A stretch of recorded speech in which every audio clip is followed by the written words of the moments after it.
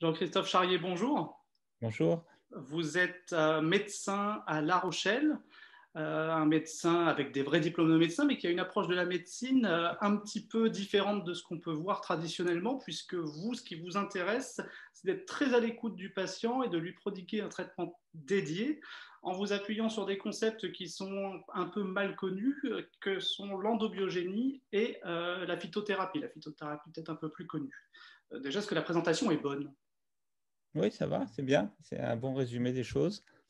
Eh ben, on va attaquer tout de suite avec peut-être l'explication, et c'est pas facile dès le début, de ce qu'est l'endobiogénie, si Ouais, c'est bien par ce sûr. bout-là qu'il faut le prendre. Oui, oui. C'est une théorie scientifique qui est émergée dans le cerveau du docteur Christian Durafour, il y a plus de 50 ans maintenant de ça, et qui s'est construite au fur et à mesure. Moi, j'ai fait partie d'une partie de l'aventure, on va dire, ayant connu Christian Durafour et l'ayant eu comme médecin traitant. C'est une approche scientifique qui analyse les mécanismes de fonctionnement de l'organisme dans ses capacités de fonctionnement et d'autoréparation, ce qu'il fait au quotidien. Et la maladie apparaît lorsqu'il y a une difficulté d'autoréparation. Et notre objectif, c'est de comprendre surtout comment fonctionnent les personnes lorsqu'ils ne développent pas une maladie attendue, comme une infection virale ou bactérienne. Plus que de travailler sur comment fonctionnent ceux qui tombent malades. Donc, à partir du moment où on comprend comment fonctionnent ceux qui ne tombent pas malades, on arrive à comprendre quels sont les points forts à développer face à cette maladie-là, et ce qui nous permet de voir ensuite, chez ceux qui tombent malades, quels étaient les points faibles qu'ils avaient et quels sont ceux qu'on peut soutenir, étayer, accompagner pour aider l'organisme à mettre en place ces mécanismes d'autoréparation de façon la plus efficiente possible. Alors, comment vous procédez concrètement? Ben, concrètement, j'ai tout le savoir du médecin généraliste, hein, puisque j'ai passé mon diplôme en 98. Donc, j'ai une base scientifique qui est celle que j'ai appris à l'université. Et pour vous dire un peu les choses, c'est toujours très compliqué à simplifier le discours, mais en utilisant les bases que l'on a, on peut les interpréter de façon différente et on peut faire des liens qu'on ne nous a pas forcément appris à faire, alors que ces liens ont du sens et ont de la cohérence entre eux. Et ça permet de voir la médecine et de penser la médecine autrement. Voilà, donc en pratique, ça nécessite du temps. Donc mes consultations sont assez longues, puisqu'il me faut un minimum d'une heure pour un patient.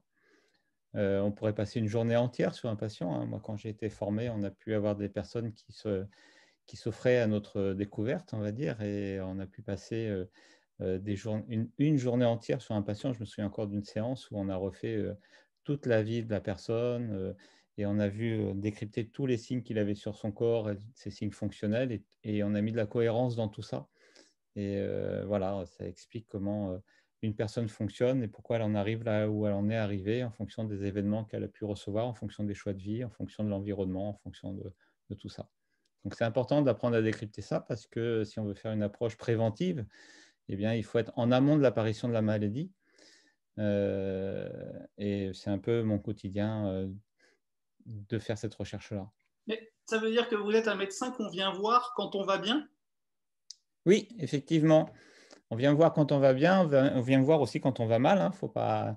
Parce que quand la maladie est installée, on peut travailler aussi pour aider l'organisme à revenir sur son état de fonctionnement initial. Et quand il est beaucoup trop atteint et qu'il n'a pas la capacité physique, hein, de revenir à l'état initial, on peut l'accompagner à revenir sur un autre état d'équilibre qui est l'état optimum de fonctionnement qui ne l'amène pas à exprimer une maladie. Il ne faut pas oublier que la maladie qui se présente, ce n'est pas un déséquilibre, c'est simplement le meilleur équilibre qu'a trouvé l'organisme pour vivre jusqu'à maintenant en fonction de ce qu'il a vécu et rencontré.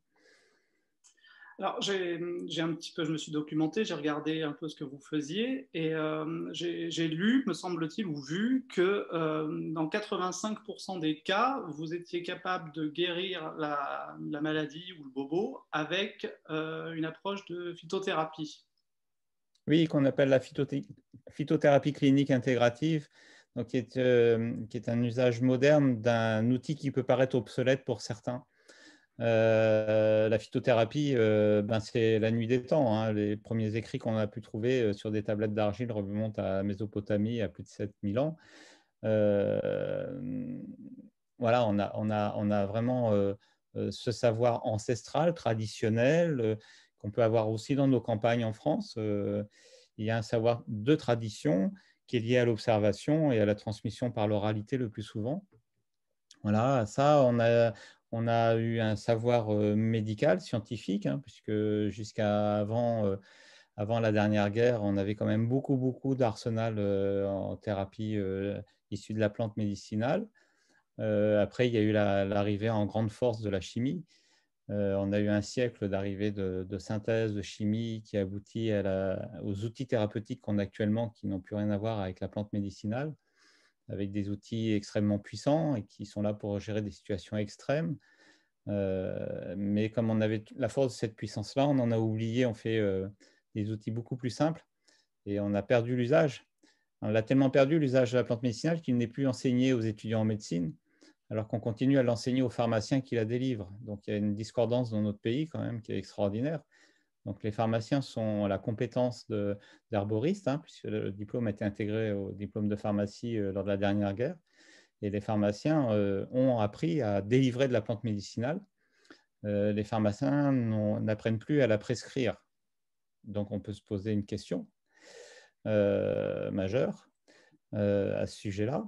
Donc, on fait un outil traditionnel peut être un outil qui semble être obsolète parce qu'effectivement, si on est arrivé à produire d'autres outils, c'est qu'on n'arrivait pas à l'époque enfin, on butait sur certaines pathologies. Le problème, c'est qu'en intégrant la tradition dans la science, le problème ou l'avantage plutôt, c'est qu'en intégrant la tradition dans la science, on peut redonner du pouvoir à l'outil. Et on peut faire de la plante médicinale un outil d'avenir hyper performant et hyper sophistiqué. Respectueux de l'environnement, parce que totalement absorbable par l'environnement, ce qui n'est pas le cas des médicaments chimiques. Vous avez actuellement dans un verre d'eau tiré au robinet des traces de tous les médicaments qu'il y a dans le village, hein, parce qu'on ne sait pas enlever ces médicaments-là qui viennent polluer l'eau. Qu'ils soient d'origine humaine ou animale, parce qu'en médecine vétérinaire, on pollue aussi beaucoup les nappes phréatiques. Il ne faut pas oublier ça non plus. Donc, on a un outil thérapeutique qui est extrêmement respectueux de l'environnement. On a un outil thérapeutique au posologie, on l'utilise, qui est respectueux de la physiologie, c'est-à-dire qu'on n'impose rien à l'organisme, mais on l'informe et on l'éduque et on l'accompagne dans ces mécanismes d'autoréparation.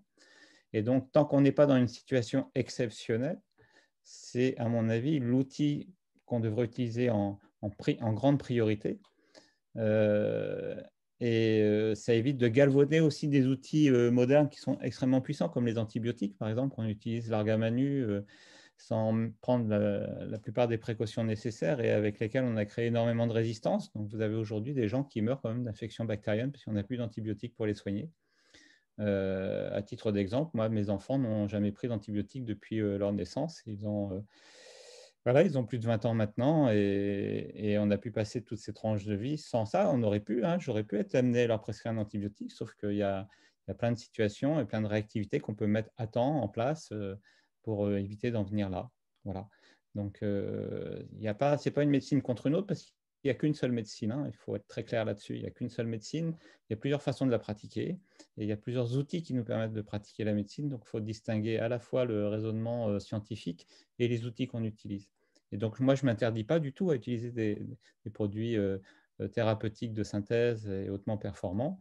Mais entre le rien faire et faire le maximum, j'ai appris et je mets en place dans ma pratique un panel de thérapie dont la plante médicinale est en fait le principal des outils thérapeutiques.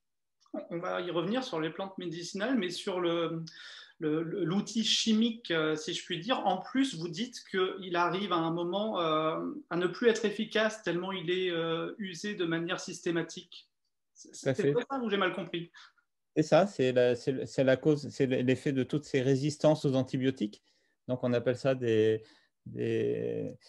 des bactéries multirésistantes. Hein, et quand vous allez à l'hôpital, que vous avez une BMR, on vous affiche une étiquette rouge sur votre dossier et on vous met en isolement parce que si jamais vous mettez cette bactérie un peu partout dans l'hôpital, eh ben, vous pouvez effectivement rendre beaucoup de gens contaminés et non traitables ou très difficilement traitables ou avec des antibiotiques qui ont des effets iatrogènes beaucoup plus importants. Vous avez des antibiotiques qui entraînent des ruptures tendineuses, il y en a d'autres qui entraînent des sourdités. Enfin, ce n'est pas anodin comme outil non plus. Hein.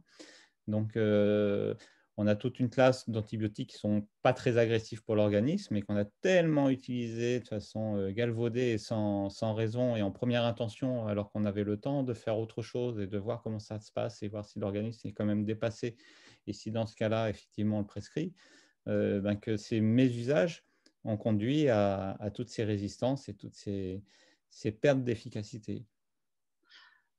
Les plantes médicinales, la médecine par les plantes médicinales, vous l'utilisez beaucoup, je l'ai dit tout à l'heure. Vous êtes un peu seul ou quand même ça tend à se développer chez les médecins? Ça dépend des pays. En France, Donc, on est plutôt mauvais élève, bon élève eh là-dessus? bien, en fait, nul n'est prophète dans son pays, hein, vous le savez bien. Donc, l'approche endobiogénique est née en France par des médecins français, nourris par des médecins français, qui sont dans une culture médicale française qui a perdu de son aura. Il ne faut pas savoir, il faut pas oublier qu'à une époque, la France avait un rayonnement médical majeur dans le monde. Et ça, c'est surtout grâce à l'approche de Claude Bernard dans l'esprit médical français. Du moins, c'est pour nous le scientifique qui résume le plus cette époque-là. Vous allez me dire, Pasteur est français, mais Pasteur n'était pas médecin et était physicien cristallographe. Et Pasteur a répondu à une approche médicale de façon plus physique ou mathématique, on va dire, beaucoup moins biologique. Et elle a beaucoup plus répondu à la pensée anglo-saxonne de la médecine. Et aujourd'hui, on est surtout sur une médecine de type pasteurienne qui est de culture anglo-saxonne. Donc, on a effectivement Pasteur était français, mais le grand courant scientifique médical français revient plus à Claude Bernard. Et nous, on s'inscrit beaucoup plus dans cette lignée-là, du vivant, du biologique, de la réactivité et de l'interface avec le monde, et surtout de la compréhension du fonctionnement de chaque individu. Donc, on s'intéresse beaucoup plus à ce que certains appellent le terrain qu'aux germes, alors que dans une approche pasteurienne, on s'inquiète beaucoup plus aux germes au sens large, hein, parce que maintenant, on va jusqu'à aller rendre responsable un gène. Donc, il y a toujours un élément qui est responsable de la maladie. Il y a surtout un terrain qui accueille cette maladie qui lui permet de s'exprimer. Voilà, c'est deux petites discordances, mais qui amènent des réflexions et des approches thérapeutiques assez différentes, bien que complémentaires. Et vous dites, me semble-t-il, que cette voie pasteurienne, on est un petit peu arrivé au bout, quoi, selon vous. Ah ben, on est arrivé au bout du médicament anti. Hein, tous les anti que vous avez, anti-inflammatoires, anti-diabétiques, anti-hypertenseurs, tout ce qu'on veut, antiviraux, antibactériens.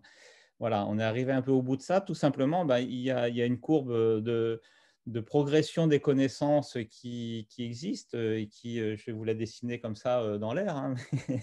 Mais vous avez, si on prend au début du siècle dernier et jusque dans les années 80, on a une courbe de croissance, de découverte de nouvelles molécules, de nouveaux traitements qui a cette forme-là et qui, depuis les années 80, chute complètement. C'est-à-dire qu'on ne découvre plus rien ou trop peu de choses. Et vous avez en parallèle le coût de la recherche pour découvrir ces outils-là, et donc qui a été faite en monnaie constante. Et vous avez cette courbe qui est exactement la même.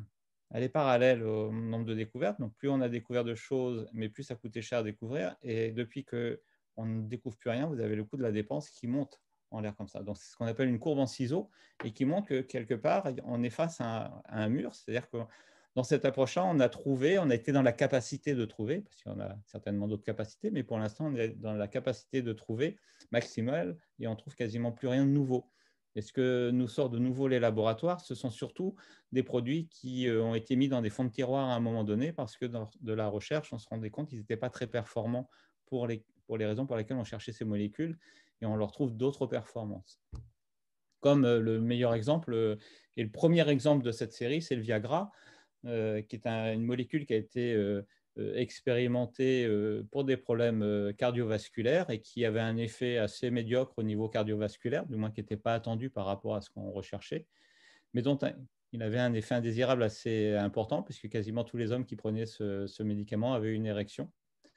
Donc à l'époque, on a mis ça dans un fond de tiroir et les laboratoires Lilly, quand ils avaient besoin de sortir un nouveau produit, ils se sont dit qu'est-ce qu'on va sortir, on n'a rien trouvé, qu'est-ce que vous avez dans les fonds de tiroir? Tiens, on a ce produit-là qui donnait des érections, mais est-ce qu'il y a une demande de marché? Ah ben non, pour l'instant, il n'y a pas de demande, les gens ne s'intéressent pas trop à ça.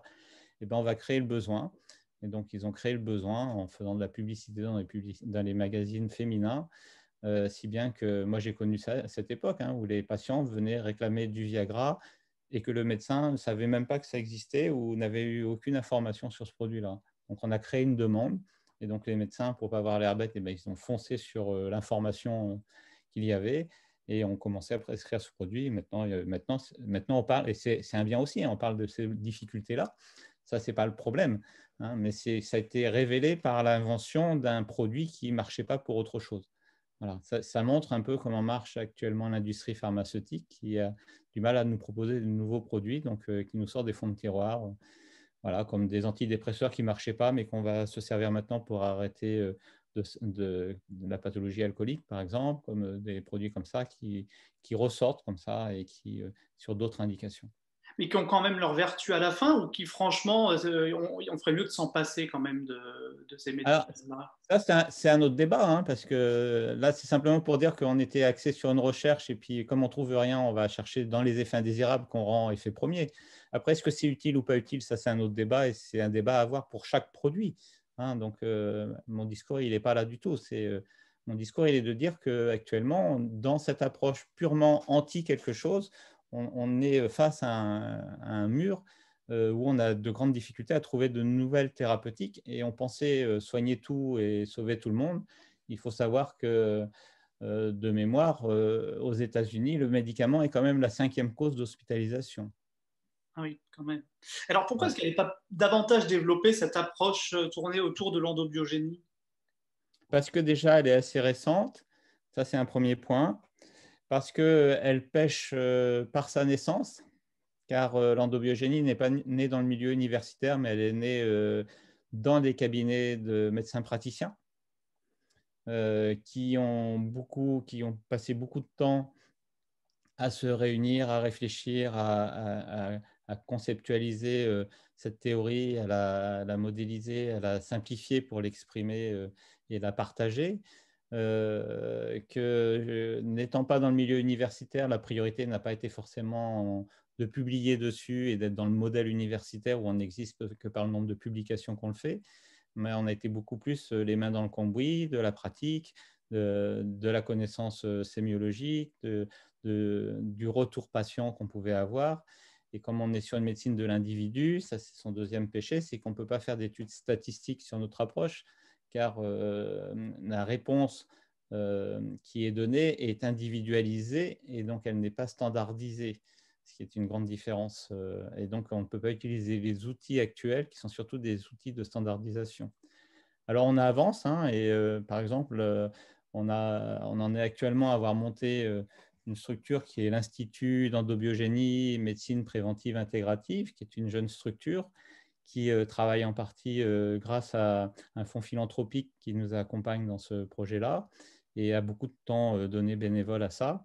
Et nous formons des médecins, des pharmaciens, des sages-femmes, des dentistes, quelques vétérinaires. Nous avons ouvert notre formation depuis 1 mois, 2 mois. On a ouvert la formation à des paramédicaux et on va ouvrir en 2021 de la formation d'éducation à la santé familiale pour que dans chaque famille, on puisse réapprendre et de façon moderne et optimum ce que nos grands-mères ou arrière-grands-mères ont arrêté de nous transmettre dans les années 70.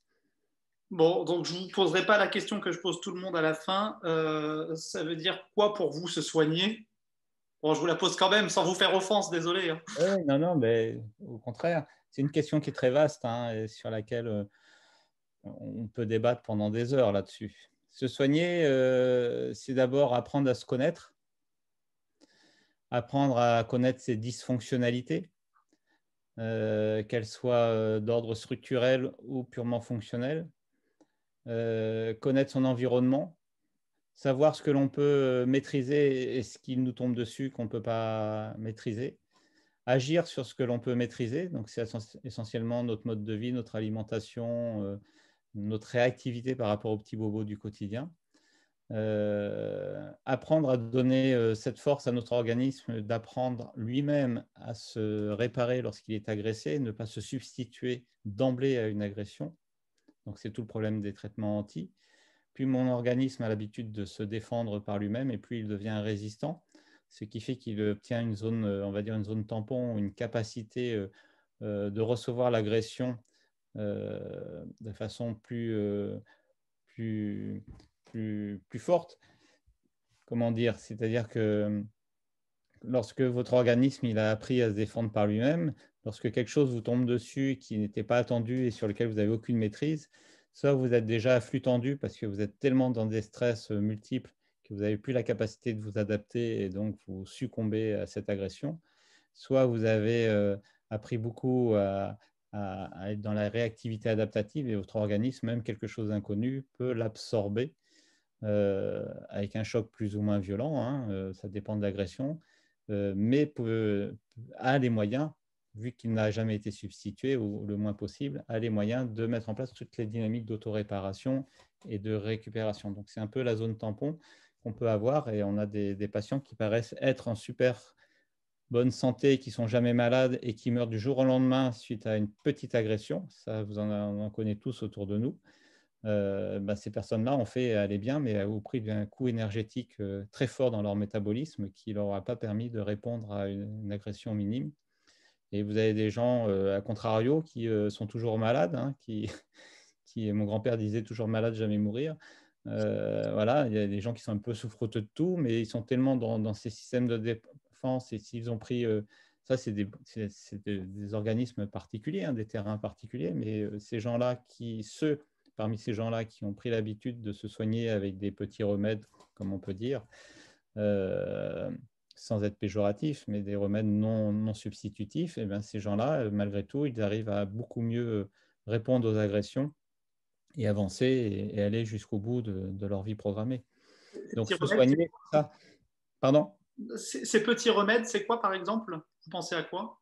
Eh ben, c'est simplement, je me promène, il fait un peu frais, je ne me suis pas assez couvert, il y a une pluie fraîche qui me tombe dessus et je sens le grand frisson qui m'envahit. La première chose que je fais, c'est que je rentre chez moi, je me fais un citron chaud avec de la cannelle et puis très souvent, ça enraye les choses. Voilà, si je fais rien, et que je mange hyper gras le soir de ce jour-là, que je vais boire 3-4 apéros et que j'agresse mon organisme avec des aliments lourds à digérer, je vais augmenter l'état congestif de mon organisme, je vais augmenter mon inflammation et ce petit frisson que j'ai eu qui était le début d'une charge virale, eh bien, elle va prendre toute sa place et puis il va m'envahir et je vais développer cette infection virale-là qui passait par là.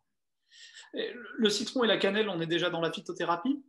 Oui, bien sûr. Et Et on est la, dans la thérapie alimentaire, là. et la question que je voulais vous poser là-dessus, puisque vous êtes quand même, il me reste deux questions hein, à vous Et, poser. Sur la phytothérapie, vous vous en servez beaucoup. Ça veut dire que derrière, il faut que la chaîne, ça suive. Est-ce que vous pouvez prescrire tout ce que vous avez envie de prescrire? En d'autres non, termes, est-ce qu'on trouve dans le commerce les plantes médicinales dont vous avez besoin? la réponse est non. Bon, c'est vite fait. Voilà.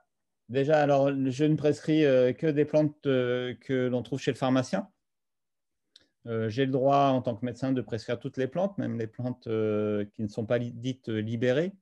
Donc, il n'y a que le pharmacien qui a le droit de les vendre, celles-là. Les autres, on peut les trouver dans des commerces alimentaires. On peut trouver beaucoup de tisanes dans des boutiques bio, des choses comme ça. Il n'y a pas de souci là-dessus. Mais il y a certaines plantes qu'on ne peut prescrire que chez le pharmacien et j'ai le droit de les prescrire, le pharmacien a le droit de les délivrer, mais actuellement on est dans une perte de ressources parce qu'il y a de moins en moins de producteurs de ces produits-là, comme on est de moins en moins de prescripteurs. Et il y a peut-être une volonté aussi à ne pas nous fournir ces produits-là. Donc on perd du savoir, on perd littéralement du savoir sur des produits extrêmement peu coûteux, non brevetables, cultivables en général sur la terre entière Il faut savoir que le médicament chimique dont on parlait tout à l'heure n'est accessible qu'à 1 humain sur 5. Ça, c'est une source de l'OMS. Hein, donc, c'est à l'échelle planétaire. Le restant de la population, c'est-à-dire 4 hommes sur 5, enfin 4 hommes et femmes hein, sur 5, se soignent avec autre chose que de la chimie. Et là-dedans, vous avez beaucoup d'extraits de thérapeutiques d'extraction naturelle, comme la plante médicinale, l'argile, les oligoéléments, plein d'autres choses. Donc, à mon avis, et ça c'est un autre débat, mais nous sommes dans un pays en France où on rembourse le soin et on a eu un choix politique de ne pas rembourser, de ne plus rembourser depuis 2007 entre les 2 tours de la présidentielle. On a une Assemblée nationale qui a voté le fait qu'on ne déremboursait la plante médicinale. Cette année, fin décembre, on arrête de rembourser l'homéopathie aussi, par exemple. Donc, on a des choix de société qui sont faits dans notre pays et qui suppriment de l'arsenal accessible, on va dire, à chacun des outils peu chers du remboursement. C'est un choix politique qui fait qu'en fait, les outils qui sont les peu chers deviennent très chers pour les patients parce qu'ils doivent se les payer, ils ne sont plus remboursés alors qu'ils cotisent comme les autres et qu'ils devraient avoir les mêmes droits. Et en plus, un produit remboursable est un taux de TVA à moins de 2%, à 2% environ, et quand il perd son remboursement, il passe à une TVA à plus de 20%. On ne passe même pas dans du niveau TVA d'un légume, par exemple, hein, qui est du 5,5. On passe sur du 20%. Donc, c'est la double peine. La troisième peine, c'est que ce ne sont plus des prix contrôlés, donc on est en tarification libre. Donc, on voit les prix flamber. Voilà. Donc, on est dans un vrai problème de société dans notre pays, en France, où une thérapeutique qui devrait être la plus accessible à tout le monde et la moins chère devient la plus chère et devient une médecine parfois difficilement accessible.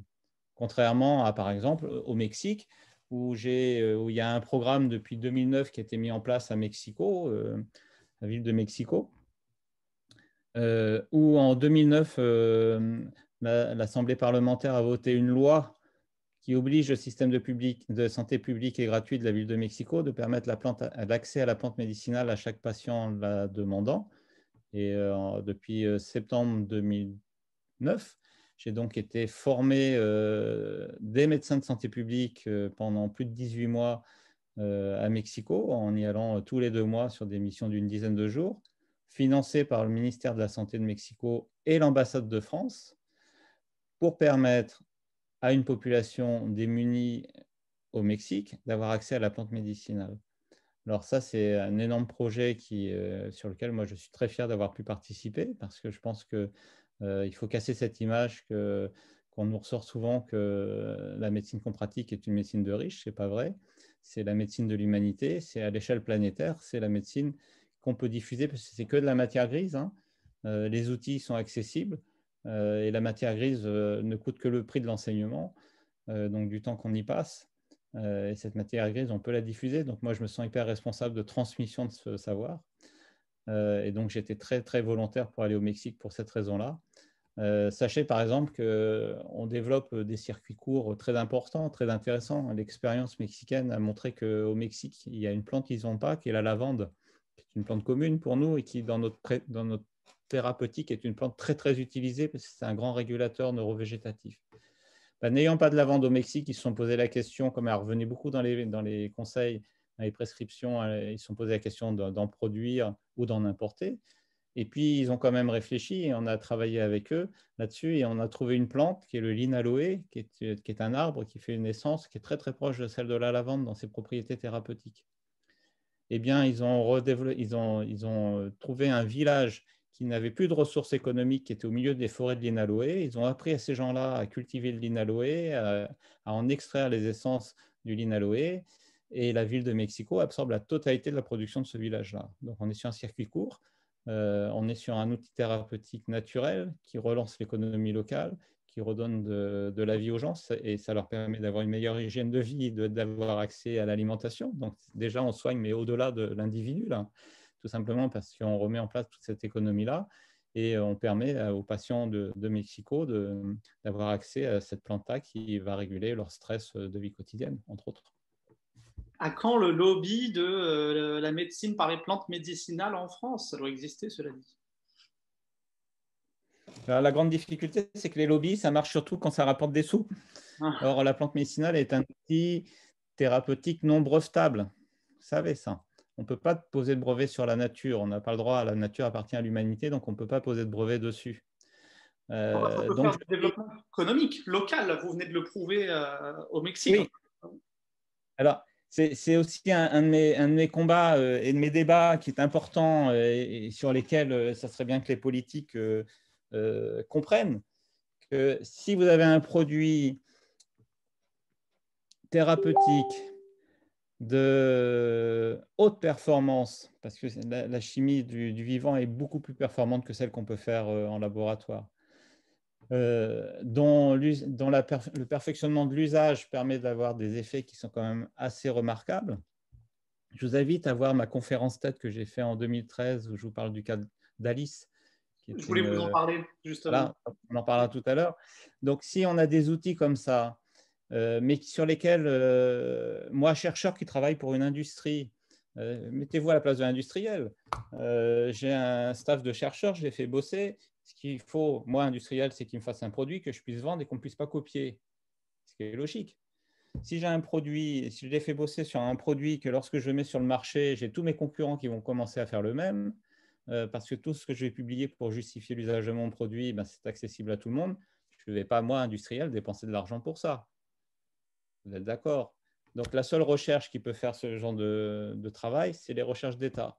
Donc là, c'est au ministère de la Recherche de financer des recherches publiques sur des outils non brevetables. Or, ça, aujourd'hui, en France, je n'en connais pas. Et il faut toutes les publications, toutes les recherches qui sont faites sur la plante, c'est pour travailler sur un extrait de la plante, parce qu'on va pouvoir breveter le mécanisme pour extraire ce principe, même si on reste sur du produit naturel, mais on ne va pas travailler sur la totalité de la plante. Et nous, ce qui nous intéresse, c'est le totem de la plante, c'est l'intelligence de vie de la plante. C'est ça qu'on vient J'imagine lui qu'un vérifier. argument pour les pouvoirs publics, c'est que favoriser l'endobiogénie, la médecine par les plantes, c'est quand même aussi réduire le trou de la sécu ou je fais des raccourcis? Ah ben non, c'est fortement réduire le trou de la sécu parce que déjà, on a une approche qui permet de mettre en place des soins avant même que la maladie n'apparaisse. Hein. C'est pour ça qu'on revendique le terme préventif.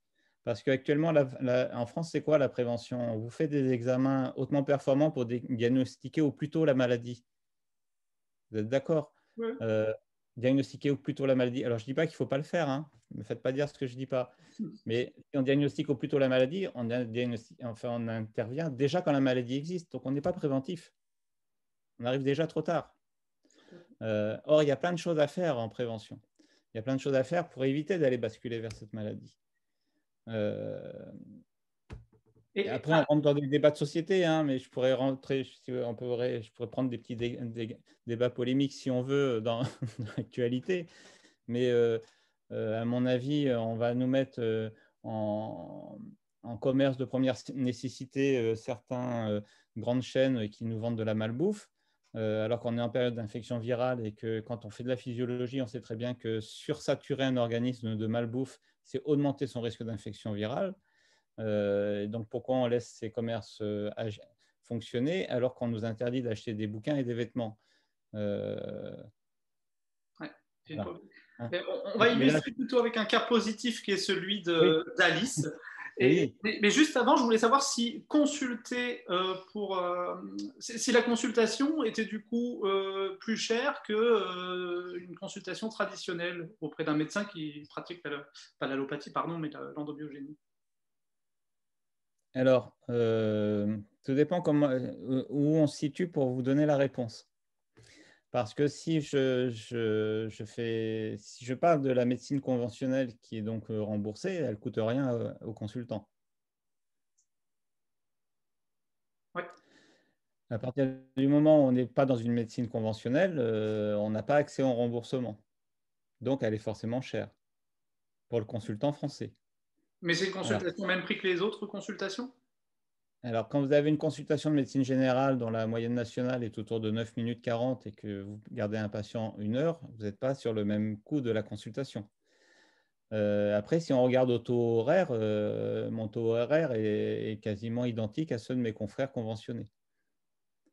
Mais il faut savoir qu'un confrère conventionné, du fait qu'il ait signé une convention avec l'organisme de sécurité sociale, bénéficie de certains avantages, comme la prise en charge de certaines cotisations et des choses comme ça.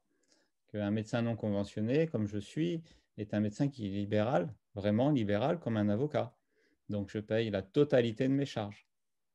Donc, vous ne pouvez pas comparer le taux affiché au cabinet entre un médecin conventionné et un médecin non conventionné, parce qu'il faudrait rajouter au médecin conventionné les bénéfices qu'il a à être conventionné, plus les primes de fin d'année qu'il a parce qu'il a répondu à certains objectifs que la sécurité sociale lui demande d'obtenir, qui peut représenter plus d'un mois de rémunération. Voilà. Donc, grosso modo, si on intègre toutes ces données-là, on fait je gagne moins bien ma vie que si j'avais décidé d'être conventionné. Bon. Voilà. Mais pour mon patient, ça coûte beaucoup plus cher de venir me voir. Ouais. C'est Voilà. c'est accessible à tout le monde? C'est accessible à qui? Alors, à tout le monde. Alors, on a de la grande misère en France et il y a de la grande pauvreté. Hein. Donc, ces gens-là, malheureusement, voilà, à part faire du travail bénévole, on Ouais. est dans ce problème-là. Hein. Donc, déjà, et même la médecine conventionnée n'est pas toujours accessible à ces gens-là, si bien qu'on est obligé de faire quand même des structures que Médecins du Monde, par exemple, organise tout ça ou qu'on a pour… voilà. Ça, c'est pour être clair dans le débat. Hein. Bien sûr. Pour les gens qui ont des ressources, quel que soit leur niveau de ressources, on est accessible en fonction des choix que font les patients, que font les personnes. Donc moi, j'ai des gens extrêmement modestes qui viennent me voir et qui font le choix de venir me voir plutôt que d'aller chez le coiffeur, par exemple. C'est des choix. Et bien sûr, on fait en sorte de… on peut prescrire… il y a des produits qu'on peut prescrire qui sont assez coûteux, mais on peut rester très simple en restant sur des tisanes, en restant sur des aliments. Citron chaud, ça coûte… voilà. Il y a des gens qui ne peuvent pas s'acheter le citron, vous me direz. Hein, il faut être clair aussi. Mais voilà, en étant raisonnable dans les choses. L'adaptation est le propre du vivant, c'est ce qu'on défend dans l'endobiogénie, donc on sait s'adapter, on sait adapter les choses. Mais c'est vrai qu'un de nos débats et un des débats des patients qu'on accompagne dans leur vie, c'est aussi de faire reconnaître ces thérapeutiques, ces outils thérapeutiques pour rebénéficier du remboursement qui existait auparavant et qu'un choix politique a décidé de… Alors, vous avez des médicaments en France qui ont été déremboursés, d'autres qui sont restés remboursés en fonction d'un critère qui s'appelle le service médical rendu. Donc, pour évaluer, et puis c'est normal, hein, je veux dire, vous êtes un organisme qui rembourse, pourquoi rembourser les choses qui ne marchent pas? Donc, vous avez ces critères de service médical rendu qui vont être classés comme suffisants ou insuffisants. Si vous êtes insuffisant, ben, on vous dérembourse. Voilà, ça c'est une stratégie qui a amené au déremboursement de la phytothérapie, car effectivement, on n'a pas la puissance des thérapeutiques exceptionnelles et qu'on analyse l'outil pas forcément avec la réflexion endobiogénique qu'on peut y mettre derrière, parce qu'on l'analyse que de façon symptomatique. Premier point. Et moi, je prône et je défends l'idée d'un service médico-environnemental rendu suffisant ou insuffisant. Et à partir du moment où on ajouterait les critères environnementaux autour du médicament, je pense que la donne serait changée sur plein de choses. Parce que sachez quand même que les hormones qu'on peut donner pour une contraception ou pour un traitement de ménopause ou pour stimuler une fécondité, par exemple, ces hormones-là qu'on donne en médecine humaine ou qu'on peut donner aussi en médecine animale. Et on utilise beaucoup ça en médecine animale pour que les animaux fassent leur reproduction dans le même temps. C'est plus facile à gérer. Hein. Et donc, même si vous avez des bêtes qui vont en alpage, qui sont bourrées d'hormones, elles vont faire leur pipi quand même dans la nature. Et vous savez que même dans des eaux de montagne, on arrive à trouver des traces d'œstrogènes, qui sont ces fameuses hormones. Et que vous avez des lacs qui sont tellement remplis d'œstrogènes que les poissons qui vivent dans ces lacs, eh bien, ils deviennent tous femelles. Ça pose un problème parce qu'au bout d'un moment, il n'y a plus de mâle. Donc, s'il n'y a plus de mâle, il y a un problème de reproduction. Et le problème du poisson, c'est qu'en fait, lorsqu'il est dans son œuf, qu'il est accroché sous son algue, c'est l'environnement qui va le sexualiser. C'est les conditions de l'environnement. Donc, si vous avez beaucoup d'oestrogènes dans l'eau, vous avez des poissons femelles. Le premier pays qui a été alerté là-dessus, c'est le Japon qui nous a alerté sur ce genre de problème. Et en France, il y a un lac, je crois que c'est le lac d'Annecy, je ne suis pas sûr. Donc, entre guillemets, mais il y a eu ce problème-là sur un lac en France qui était quand même assez majeur. Hein. Et ça veut dire aussi que l'eau que vous buvez est aussi riche avec ces hormones œstrogènes. C'est peut-être aussi une des explications de la baisse de fertilité de l'homme en France. Parce que comme c'est une hormone de type plutôt féminine, elle peut perturber le fonctionnement masculin dans la dynamique de reproduction. Donc, l'impact environnemental d'un traitement, je ne vous parle pas de toutes les chimiothérapies qui passent dans la nappe phréatique, je ne vous parle pas de tous ces produits-là. Voilà, l'impact environnemental d'un médicament, est-il évalué de nos jours? Quel coût représente-t-il?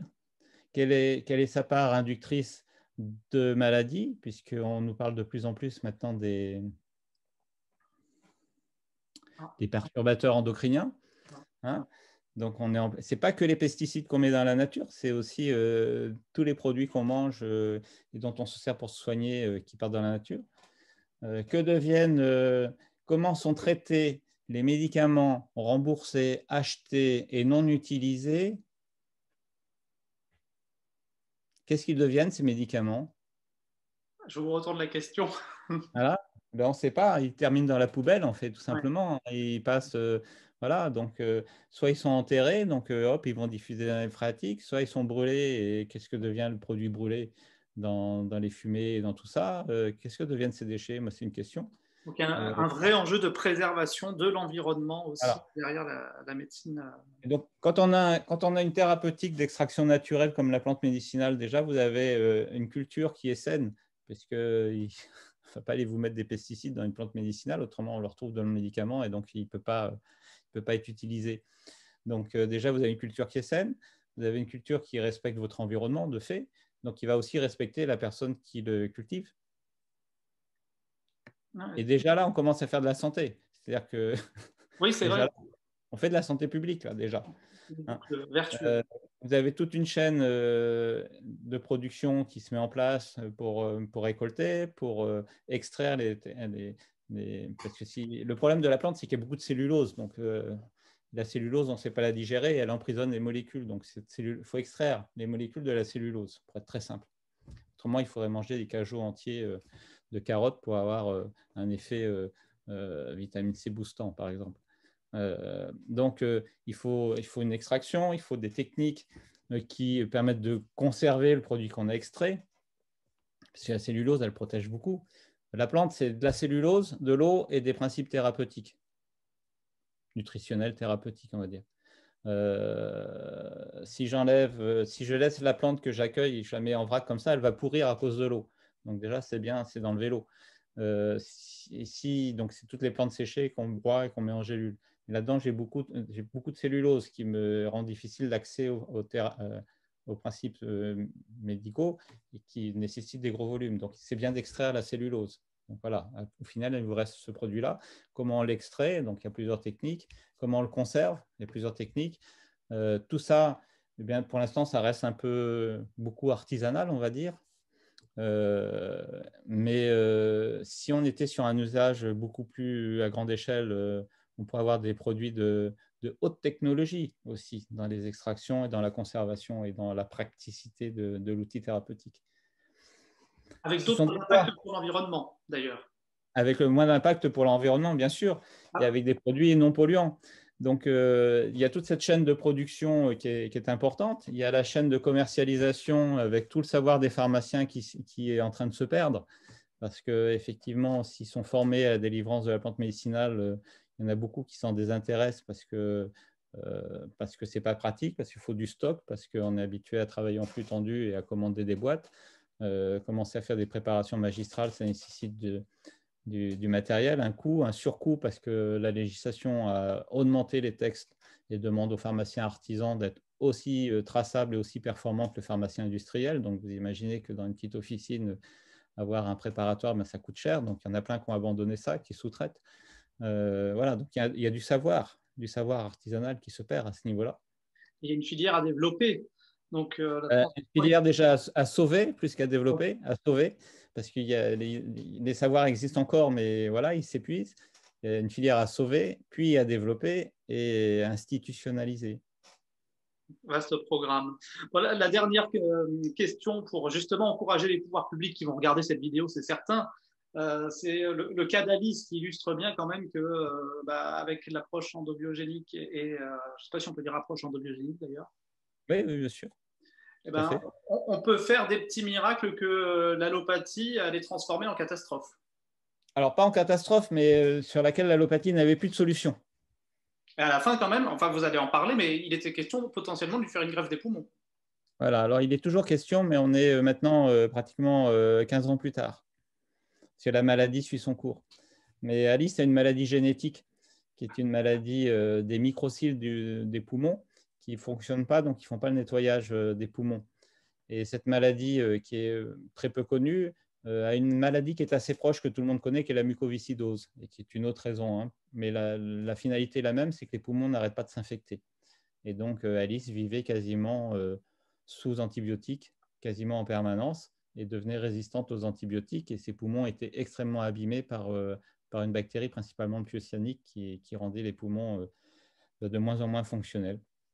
Et donc, quand elle est venue me voir la première fois, elle avait perdu pratiquement la moitié de sa capacité respiratoire et son pneumologue infectiologue lui avait quand même dit que la maladie évoluait, les infections abîmaient beaucoup son poumon et qu'on envisageait de la greffer des poumons dans les 2 ans qui suivent. Donc, quand j'ai fait la conférence TEDx, ça faisait déjà pratiquement 7 ans que je suivais Alice, à peu près. Je vous dis ça de mémoire, mais on peut recalculer. Hein. On est dans ces ordres-là. Et quand j'ai fait cette conférence, eh bien, Alice, 7 ans après ma prise en charge, ne prenait plus d'antibiotiques de l'année, du moins pas plus que n'importe quel Français. Alice avait repris à faire du vélo, avait repris à faire de la natation, a repris sa vie en main. Voilà, est redevenue une femme normale dans sa vie.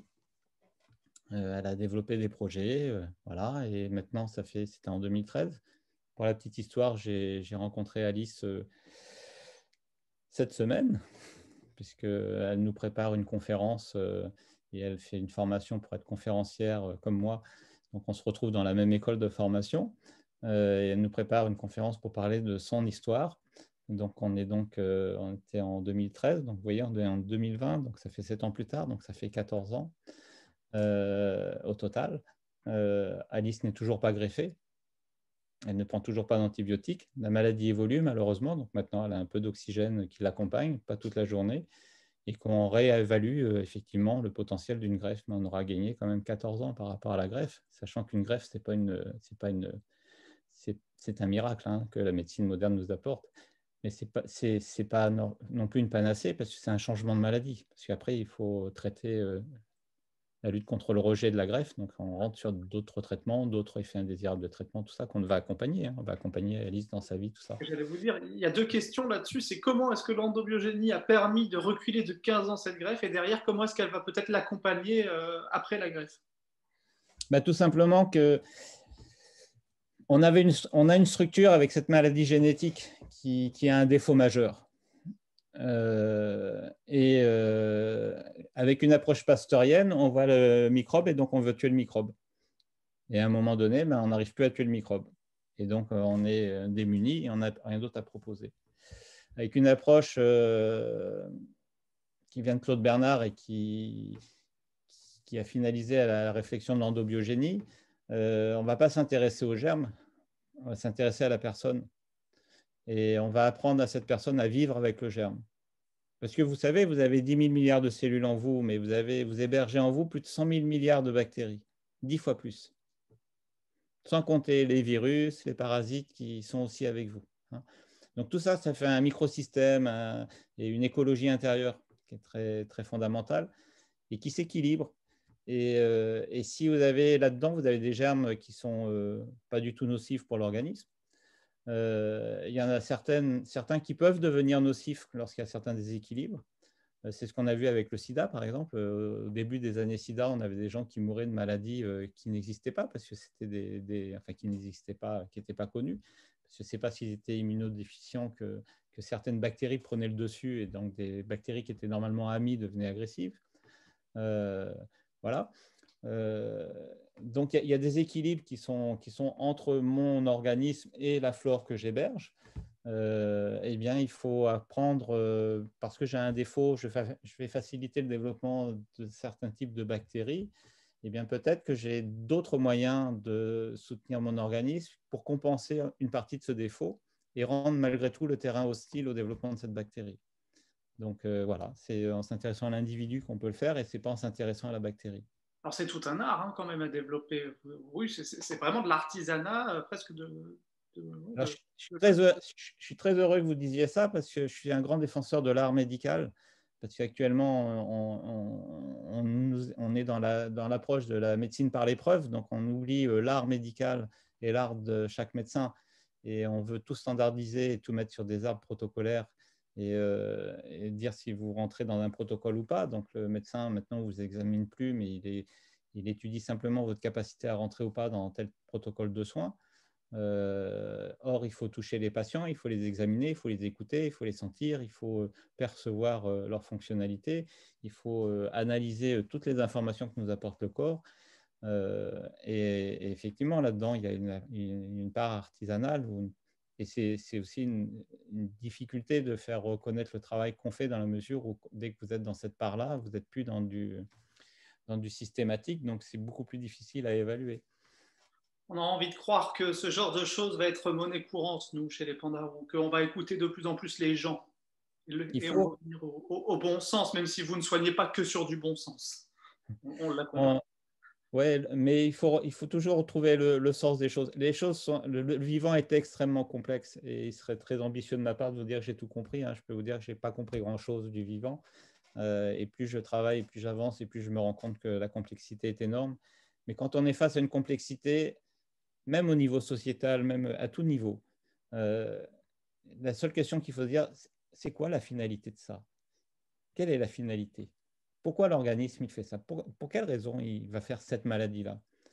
Et puis on se dit, ah ben oui, il est rentré dans un mécanisme pour lutter contre ça, puis bon, il a été au-delà de la limite. C'est pour ça qu'on rentre dans la maladie. C'est comme j'ai appuyé trop fort sur ma pédale de frein de ma vieille de chevaux, et donc je suis passé au travers du plancher. Donc la maladie peut être ça aussi, parce que l'organisme est dans une finalité de défense, et puis il a perdu ses mécanismes d'autocontrôle, et hop, il déborde. Mais pour quelle finalité? Et si je comprends la finalité de ce mode de fonctionnement et que je vais à la source, je n'ai pas besoin de comprendre forcément tous les mécanismes intimes de telle molécule avec tel récepteur, tel machin. C'est le sens ou l'essence, on va dire, qui nous amène à cette finalité qu'il faut aller décrypter. Et à partir de là, quand on revient à la source, on se dit, ah mais oui, mais à la source, je peux voir qu'il y a effectivement tel axe endocrinien qui est un peu dysfonctionnel chez ce patient. Peut-être qu'en le soutenant, je vais lui donner un peu plus de force pour lutter contre. Je vois que celui-là, il est un peu trop fort. Peut-être qu'en le freinant, je peux réguler des choses. Et là, on rentre dans quelque chose qui n'est pas symptomatique. Donc, le traitement, je ne vais pas donner une pilule et le lendemain, on va régler le problème. Je vais donner un projet thérapeutique. Je vais faire comprendre ce projet au patient, lui dire ce qu'il doit faire, lui, dans sa vie pour améliorer les choses, que le traitement n'est qu'une partie de ce qu'on doit faire, qu'il a des mauvaises habitudes. Par exemple, il boit 4 cafés par jour. Et ce café stimule trop son système alpha-sympathique et l'amène dans une dynamique où il va fragiliser plein de choses dans son mode de fonctionnement. Alors, il me dit, oui, mais moi, le café, je ne peux pas m'en passer, ça m'aide à bien digérer, ça me donne de l'énergie. Peut-être que ça vous donne de l'énergie, mais peut-être que vous appuyez sur un accélérateur alors que vous n'avez pas encore enlevé le frein à main. Alors peut-être que c'est bien d'aller enlever le frein à main d'abord, et puis on verra qu'on a beaucoup moins besoin de cet accélérateur. Voilà. Donc, je suis désolé parce que c'est tellement complexe, je pars dans tous les sens. Sûr, non mais bien sûr, c'est ça qui est difficile. C'est pour ça que j'ai parlé de l'état de l'art, parce que tout à l'heure, voilà. C'est ça, quoi. C'est l'observation, c'est du temps, en fait. Encore une fois, on en revient nous souvent à ça dans nos interviews, c'est reprendre le temps de l'écoute. Je suis des patients qui ont des pathologies extrêmement chroniques, parce que par la force des choses, voilà, c'est eux qui font le fort de ma patientèle. Mais j'ai des patients qui ont des maladies chroniques et graves que je ne vois que 2 fois par an. Sauf que quand je les vois, on est vraiment dans un temps précieux. Il y en a que je vais voir 4 fois par an dans des maladies très importantes, mais je ne vois pas les gens tous les 15 jours. On rentre vraiment sur du projet. Il faut comprendre que si on est dans un état de déséquilibre extrême et qu'on est en danger, là, il faut se substituer. Et là, il faut mettre en place, bien sûr, hein, je veux dire, on ne va pas remplacer le SAMU ni la réanimation. Je veux dire, Vous n'êtes pas sectaire, on le dit Ah, clairement. ah non, pas du tout. C'est ma source, c'est mon origine. Je veux dire, ma formation, elle est universitaire, hein. J'ai fait du SAMU, j'ai fait beaucoup de dermatologie dans ma pratique. J'ai fait, parce que je m'occupais des plaies chroniques à l'hôpital pendant plus de 10 ans, en même temps que j'étais installé. Donc, j'ai été praticien hospitalier contractuel. Donc, j'ai cette culture voilà. Après, on ne peut pas être partout et faire tout. Donc, à un moment donné, on abandonne des postes, mais pas forcément par choix, mais parce qu'on a des priorités qu'on va mettre ailleurs, plus importantes. Et pour moi, c'était important de développer. C'est le Mexique qui m'a fait arrêter l'hôpital, parce que je ne pouvais pas être à 3 endroits en même temps. Donc, Ça m'amène une question, et après je vais arrêter parce que j'en aurai 1000 pour vous et vous avez autre chose à faire. Mais est-ce que les médecins conventionnels, ils sont sensibles à votre approche? Est-ce que vous arrivez à convaincre? Est-ce que vous sentez que ça peut essaimer? alors, ça dépend de chacun. Moi, je suis ouvert à beaucoup de choses, donc je pense que l'esprit scientifique, c'est d'être déjà à l'écoute et de savoir qu'on ne sait pas tout. Certains, parce qu'ils n'ont pas appris, ça n'existe pas. Donc, ils ne veulent même pas en entendre parler. Ça leur appartient. Moi, je trouve que c'est dommage, mais ça leur appartient. À l'Institut, on forme des médecins. On forme à peu près une trentaine de médecins par an. Et là, on a même doublé, puisqu'on notre formation se fait sur 2 ans. Et donc, depuis cette année, on fait 2 cycles en alternance. Donc, maintenant, on a une petite soixantaine de médecins, pharmaciens qui sont inscrits à la formation. Voilà. Donc, il y a des gens qui sont en demande, en écoute. Il y en a beaucoup qui ne viennent pas s'inscrire parce que quand ils sont dans la demande de ça, mais quand ils voient l'implication, le travail que ça nécessite personnel, le fait de se repositionner, de changer son activité, tout ça, bah, c'est quand L'état d'esprit. voilà. On a beaucoup de médecins ça fait 10 ans qu'ils sont installés, qui ne sont pas du tout satisfaits de leur mode d'exercice, qui voudraient changer, qui s'intéressent, qui viennent nous voir, qui se forment parfois jusqu'au bout, qui abandonnent parfois la formation en cours de route en nous disant mais c'est hyper intéressant, continuer, mais moi je ne peux pas. Moi je ne peux pas parce que j'ai fait des emprunts, tout ça, je suis bloqué dans un système et je ne peux pas modifier mon activité. Et j'ai des enfants, enfin n'importe quoi, j'ai acheté ma maison, mon cabinet, ma voiture, Oui, bah toute, oui, oui. toute la vie moderne, hein, et on est pris par nos emprunts parfois. Donc voilà, on a décidé de faire cet institut parce qu'en France, c'était difficile de faire un enseignement universitaire. Moi, j'ai fait un enseignement universitaire, j'étais formé à la faculté de Monastir en Tunisie. La Tunisie est un pays où il y a le plus de médecins au monde qui fait de l'endobiogénie. Et le grand paradoxe, donc j'étais à la faculté de Monastir, enseignement dirigé par le professeur Rachid Chemli, qui est pharmacien. Les enseignants étaient des médecins français. Et moi, je prenais l'avion avec mes enseignants pour aller me former en Tunisie, à la faculté de Monastir. Voilà. On avait des amphis entiers, donc, qui étaient remplis. Donc, j'étais un des élèves parmi les autres. En France, on n'arrive pas à faire un DU. Les DU de phytothérapie que vous avez en France sont surtout des DU de pharmacie. Comme en Tunisie. Moi, j'étais donc formé dans une faculté de pharmacie, mais en médecine, c'est impossible de faire un DU. Or, nous, on souhaiterait et on voudrait pouvoir mettre en place une formation, notre formation, on voudrait pouvoir la porter au niveau universitaire. Donc, en attendant, on s'est créé un organisme de formation, on a les homologations Datadoc, on a toutes ces choses-là. Donc, on peut faire de la formation, mais on est dans du post-universitaire. Et à mon avis, ce serait intéressant. Vous savez, j'ai un jeune médecin qui m'a demandé d'être directeur de sa thèse de médecine générale parce que ce médecin est d'origine taïwanaise. Il est devenu français à 9 ans quand il a été adopté par son père français. Sa maman est taïwanaise, est venue vivre avec son père. Enfin bref, il est venu français comme ça à 9 ans. Il a fait toute sa vie en France et ses études en France. Il a été médecin en France. Il a fait son internat en France. Et au milieu de l'internat, il est parti à Taïwan. Il a arrêté pendant 2 ans, je crois. ses études pour aller à Taïwan. Et là-bas, il avait besoin de revenir aux sources, quoi. Et là-bas, il a été surpris de voir comment les médecins utilisaient facilement les plantes médicinales, comment ils savaient que les patients pouvaient utiliser certaines tisanes, des choses comme ça. Et lui dit, mais moi, on m'a jamais appris ça en France. Et puis quand il est revenu en France pour terminer son internat, il a commencé à poser des questions aux gens et il s'est rendu compte que la population française utilise beaucoup de plantes et que le médecin ne sait même pas que ces gens-là utilisent des plantes. Et il s'est dit, mais le danger, c'est que moi, si j'ai un patient qui utilise une plante qui va dans le sens inverse du traitement que je lui donne, ça pose problème par rapport au suivi de mon traitement, ça pose problème par rapport à la tolérance du traitement, à son observance. Est-ce que les médecins ont conscience de ça en France? Et il a fait sa thèse sur ce sujet-là. Et donc, en France, les médecins n'ont pas conscience que les patients peuvent prendre des choses qui peuvent être très intéressants et éviter de prescrire quelque chose, parce qu'on peut leur dire, bah, ce que vous faites, c'est très, très bien. Donc, je n'ai pas besoin de vous donner le médicament. Faites-le de façon un peu plus régulière. On peut donner des conseils dessus. Je n'ai pas besoin de vous donner le médicament parce que ça vous va très bien. Et les gens sont demandeurs de ça. Parce que comme les médecins ne répondent pas, ils vont voir qui, les gens, pour s'informer. Bon, eh ben, merci beaucoup. Bon après-midi. Vous aussi, à bientôt. Merci bien, au revoir.